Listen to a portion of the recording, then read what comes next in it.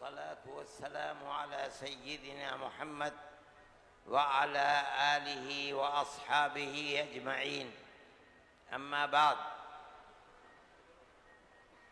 اس conference کے صدر محترم مولانا اصغر امام مہدی صاحب اور ہمارے محترم مہمان مکرم شیخ امام حرم مدنی اور رابطہ عالم اسلامی کے نائب جنرل سیکریٹری اور ابوظبی سے آئے ہوئے مہمان خصوصی اور تمام معزز مہمان اور جمعیت اہل حدیث کے تمام ورکرز اور مہمانان عظام، حقیقت یہ ہے کہ ان حضرات کی موجودگی میں اور ان کے بڑے قیمتی بیانات جو کتاب و سنت کی روشنی میں پیش کیے گئے ہیں، مجھ جیسے بے علم کم علم چھوٹے سے آدمی کا یہاں پیش کرنے کا موقع نہیں تھا. میں تو استفادہ کرنے کی غرض سے آیا ہوں. اس موقع پر میرا کچھ کہنا مناسب نہیں تھا، لیکن میں نے مولانا سے عرض معروض کی. مولانا نہیں مانے. آپ کے سامنے جس موضوع کو انہوں نے پیش کیا ہے، ہندوستان جیسے ملک میں جس میں مذہبی اقلیتیں بے شمار ہیں، وہاں ان اقلیتوں کے سلسلے میں اس موضوع کی بڑی اہمیت ہے. دوسرے ملکوں کے اندر شاید اتنی اہمیت نہ ہو. اور آپ جس دور سے گزر رہے ہیں، علماء اس سلسلے کے اندر جو کچھ بیان کر رہے ہیں، جس طرح جد و جہد کی جا رہی ہے، وہ چیزیں آپ کے سامنے ہیں.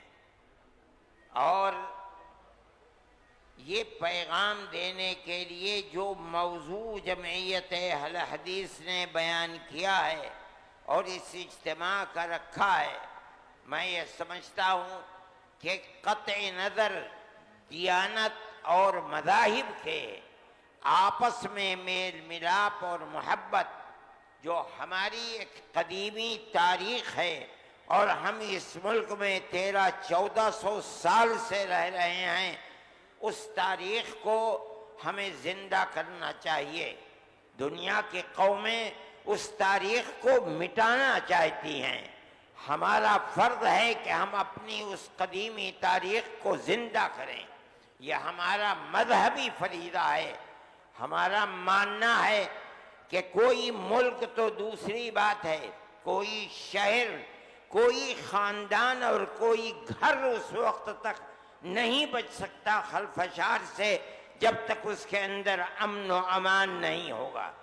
اسی لیے حضرت ابراہیم علی نبینا وعلیہ الصلاۃ والتسلیم نے جب اپنے بچے اور اس کی ماں کو لا کر عند بیتہ المحرم اللہ کے گھر کے پاس چھوڑا تھا اور وہاں کوئی آبادی نہیں تھی، اس وقت جو دعا کی تھی، رب اجعل هذا البلد آمنا، رب اجعل هذا بلدا آمنا. اے اللہ، جو آپ نے مقدر فرمایا ہے، جہاں میں آج اپنے بچے کو چھوڑ کر جا رہا ہوں، آئندہ چل کر یہ بلد بنے گا، اس بلد کو امن والا بلد بنائیے. اس لیے کہ دنیا کا کوئی بلد بغیر امن کے، امن و امان کے ساتھ زندہ نہیں رہ سکتا. ہم اسی پیغام کو ہندوستان کے خاص طریقے پر جس ملک میں ہم رہ رہے ہیں، ہم ہر انسان تک اس پیغام کو پہنچاتے ہیں. اور میں مسلمانوں سے کہا کرتا ہوں، جمعیت علماء کے پلیٹ فارم پر میں یہاں بھی کہہ رہا ہوں، ہمارا کوئی اختلاف کسی مسلمان کا اس موضوع میں نہیں ہو سکتا.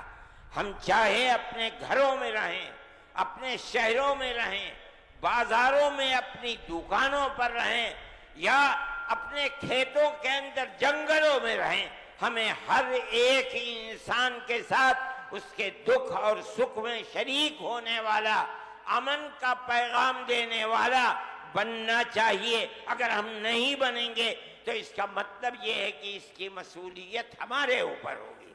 آج جس موضوع کے پیش نظر اس اجتماع کو بلایا گیا ہے، میں سمجھتا ہوں کہ یہ اجتماع اس وقت ہندوستان میں اور ساری دنیا کے اندر آپ جہاں چلے جائیں، جس ملک میں چلے جائیں، مسلمان ایک ایسے موضوع سے دوچار ہے جس کے اندر سب سے زیادہ ضرورت امن و امان، پیار و محبت اور دکھ اور اس میں شریک ہو، دکھ درد میں شریک ہونے کی چیز ہے۔ یہ موضوع بڑا پاکیزہ موضوع ہے۔ جن حضرات نے شریک ہو کر کے اس موضوع پر قرآن و حدیث کی روشنی کے اندر پیش کیا ہے، وہ بڑا مبارک پیغام ہے۔ میں آپ حضرات سے یہ بات کہتا ہوں کہ آپ جہاں بھی رہیں، دکھ اور سکھ میں شریک رہیں، آپ کو بلایا جائے نہ بلایا جائے، اگر آپ کے پڑوس میں کوئی شادی ہوتی ہے کسی غیر مسلم کے یہاں، آپ کو جانا چاہیے، اپنے پیغام محبت کو عام کرنا چاہیے۔ ہم دنیا کی فرقہ پرستی کا مقابلہ اسی طریقے پر کر سکتے ہیں، یہ ہمارا مذہبی فریضہ ہے۔